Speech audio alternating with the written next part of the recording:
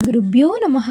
చాలామందికి క్యూరియాసిటీగా ఉంటుంది, వచ్చే సంవత్సరం గ్రహ ఫలాలు ఎలా ఉంటాయా అని. కాబట్టి అందుకే ఇప్పుడు మనం వృషభ రాశి యొక్క గ్రహణం ఎలా ఉన్నది అనేది తెలుసుకుందాం.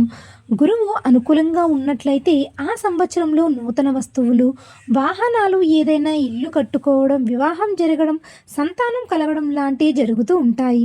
శనీశ్వరుడు అనుకూలంగా ఉంటే ఆర్థిక స్థితిగతులు, రాజకీయ లబ్ధి పొందడం, జనాకర్షణ, వ్యాపార లబ్ధి పొందడం లాంటివి జరుగుతూ ఉంటాయి. ఇక రాహుకేతు అనుకూలతల వల్ల కూడా చాలా రకాలు అయినటువంటి సమస్యల వల్ల బయటపడతారు. ఇక వంశపారపర్య ఆస్తులు, శత్రువు తక్కువగా ఉండటం వంటివి కూడా జరుగుతాయి.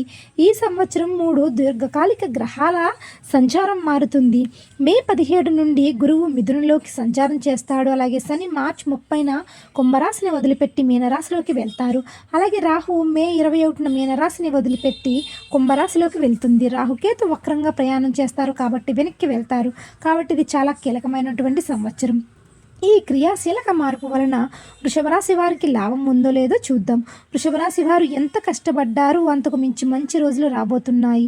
3 రాశులు ఫేవరబుల్గా ఉండే ఈ రాశి వృషభ రాశి. ఈ సంవత్సరం ఈ రాశి వారికి ధన, ఆరోగ్య, కనక వస్తు, వాహన, ఆదాయ లాభాలు ఎక్కువగా ఉంటాయి.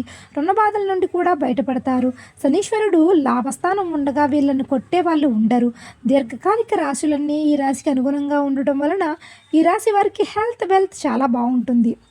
వీరికి ఉద్యోగంలో కూడా స్థిరత్వం ఏర్పడుతుంది. ఉద్యోగంలో క్రియాశీలక ఎదిగే ఒక పదవిలో ఉంటారు.